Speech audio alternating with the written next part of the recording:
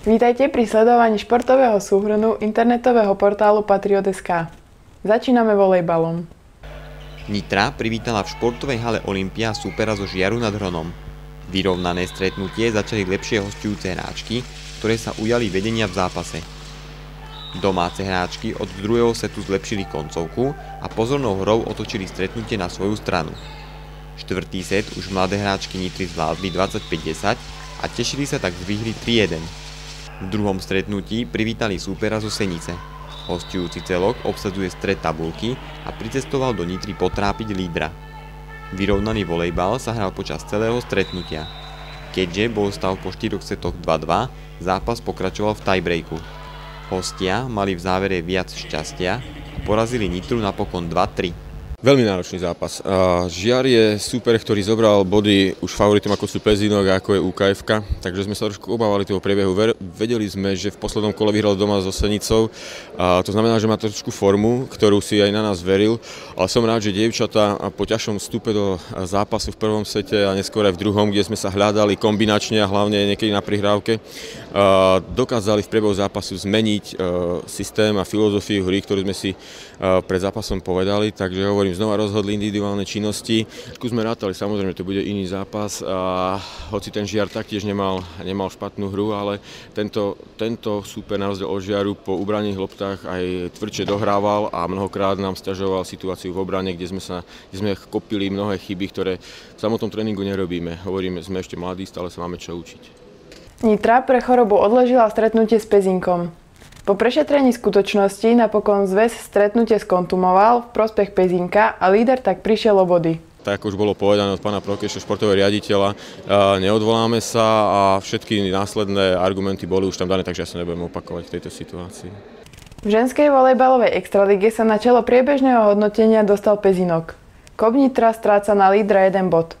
Tretiu priečku obsadzuje druhý nitriansky celok UKF, ktorý podľahol prekvapujúco predposlednej Žiline 3-0. Pri volejbale ostaneme aj naďalej. Kadeti VKSPU Nitra privítali na domácej palubovke posledné Komárno.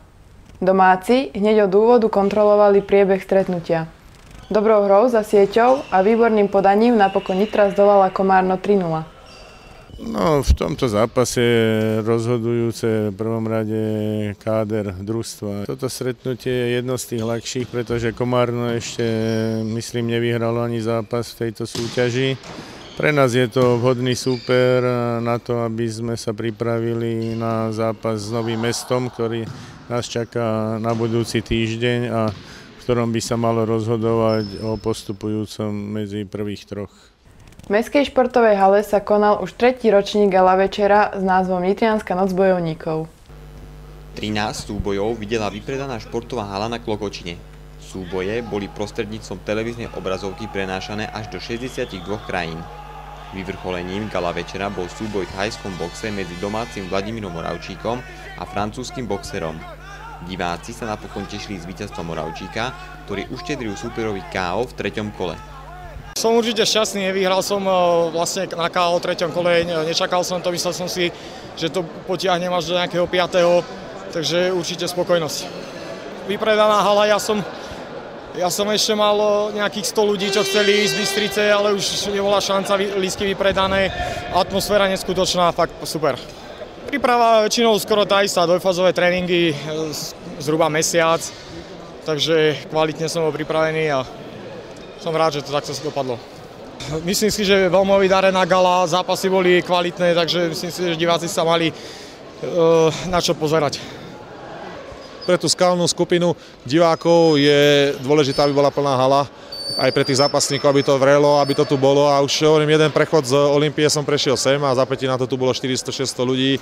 Ja si myslím, že v prvom rade sa najprv musíme naučiť tých divákov na to, že tie zápasy sú tu a že aby chodili. Videli ste, aj keď môžem povedať, že bol plný dom, ešte stále to naše publikum není naučené na povzbudzovanie. Ešte ten posledný zápas, ktorý tu vytvorila banskobystrická skupina divákov, že malo tie svoje grády, ešte stále tu nevedia ohodnotiť určité situácie zápasov a nevedia povzbudiť, vyhecovať tých svojich borcov.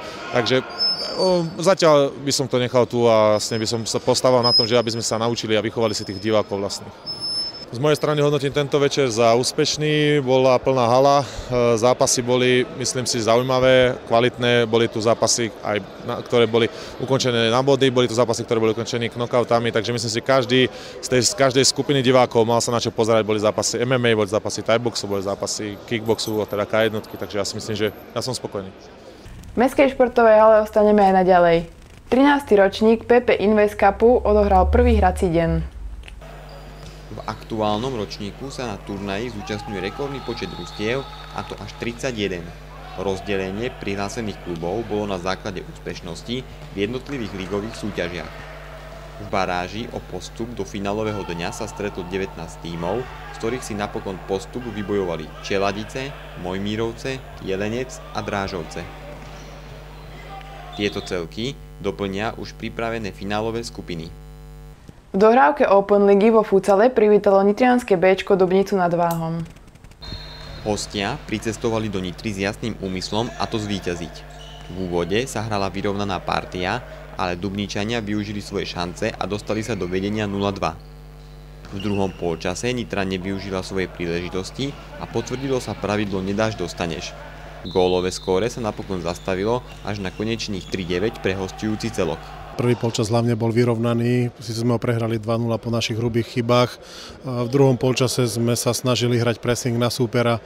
Bohužiaľ, mali sme stále my šancu, nedali sme, súper automaticky kontroloval a dal nám góly. Dá sa povedať, že sme si nezaslúžili prehrať o toľko gólov, ale futsal je aj taký. Nemám čo chlapcom vytknúť, bojovali, hrali. Bohužiaľ, prehrali sme, súper bol lepší. Odohrali sa aj prvé domáce zápasy v hádzanej. Staršie aj mladšie dorastenky sa predstavili proti rovesničkám z Bytče. Staršie dorastenky začali stretnutie lepšie a už v prvej časti si vypracovali 11-bodový náskok. V druhej polovici sa podarilo hostujúcim hráčkam stretnutie korigovať na konečných 38-27. Mladšie dorastenky hrali od úvodu vyrovnanú partiu. V závere stretnutia ale domáce hráčky prejavili viac skúseností a vyhrali 41-31. Sme absolvovali ťažký dvojzápas s tradičným rivalom, družstvom MHK Byča. Najskôr sa hral zápas starších dorasteniek, ktorom sa očakávala ozaj dosť veľká dráma. Od úvodných minút vlastne sme tvrdili muziku, súper ešte do nejakej 10. minúty sa snažil držať krok, ale už v tej 11. minúte bolo vlastne 8-4 a do polčasu sme zvýšili náskok až na 20, na 10 a žiadnu drámu sme vlastne nepripúšťali. V zápase mladších dorasteniek bolo stretnutie vyrovnanejšie, hlavne v prvom polčase, keď bojovné Bytčianky sa držali až do 25.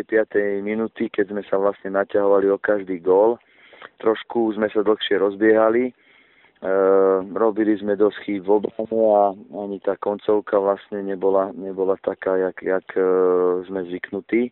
V druhom polčase sme už jasne dominovali a postupne zvyšovali náskok až na 10 gólov a to už v závere dostali príležitosť aj hráčky z lavičky. Slavomír Varga pôsobil v aktuálnej sezóne aj na lavičke Partizánskeho. Skúsený tréner sa rozhodol ukončiť svoje pôsobenie v klube. Rozhodnutie ukončiť takto v podstate náhle vyplývalo z toho, že boli medzi našimi klubmi, teda Partizánske, Nitra, Byča, určité dohody, čo sa týka hráčok a podrobnosti by som nerad rozvádzal, ale proste z mojej strany došlo k takému trošku naštrbeniu dôvery a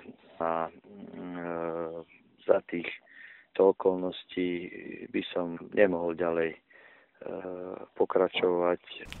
Prejdeme aj na basketbal. Impact UKF Nitra privítal v prvom kole nadstavby súpera z Prešova. V skupine o 1. a 6. miesto v ženskej basketbalovej extralige privítala Nitra súperky z Prešova. V prvom kole nadstavbovej časti boli domáci v role mierneho favorita. V úvode mali viac hry Prešovčanky, ktoré sa dostali aj do vedenia 13-18. Nitra rozhodla o víťazstve prakticky v druhej časti, ktorú vyhrali vysokoškoláčky presvedčivo 34-15. Po veľkej prestávke sa hra opäť vyrovnala a hosťujúce hráčky postupne doťahovali náskok Nitry. V dramatickom závere napokon Nitra prekvapenie už nedovolila a porazila Prešov 81-78.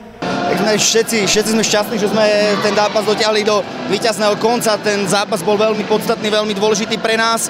Vyvíjal sa v náš prospech, ale potom z nepochopiteľných príčin sme polavili v tej poslednej štvrtine. Nebola v hre žiadna energia, žiadna šťava, to absentovalo a tým pádom sme mohli prísť o to víťazstvo. Takže to si musíme s hráčkami vykomunikovať, aby sa to neopakovalo. V tabuľke obsadzuje Nitra 3. priečku, pričom na druhý Poprad má iba horšie skóre. Líder z Košíc si upevňuje postavenie na čele extraligovej tabuľky s 34 bodmi.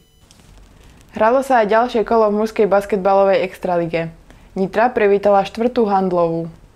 Domáci zvládli výborne predovšetkým druhú a 4. štvrtinu, vďaka ktorým sa zrodilo presvedčivé víťazstvo domácich basketbalistov 83-64. Dnes bol zápas ovplyvnený zdravotným stavom hráčov súpera a preto sa ten zápas viedol v takom nenáročnom tempe, čo snáď možno, že nám trošku aj zahralo do karát vzhľadom tomu, že sme potrebovali vidieť dnes a ďalej ho potrebujeme vidieť v sobotu v akcii nového pivotmana, ktorý prišiel včera a mal by posilniť naše rady, pokiaľ preukáže schopnosť, ktorú by sme od toho hráča na tejto pozícii pod košom vyžadovali. To bola posledná informácia. Ja vám ďakujem za pozornosť a teším sa opäť o týždeň.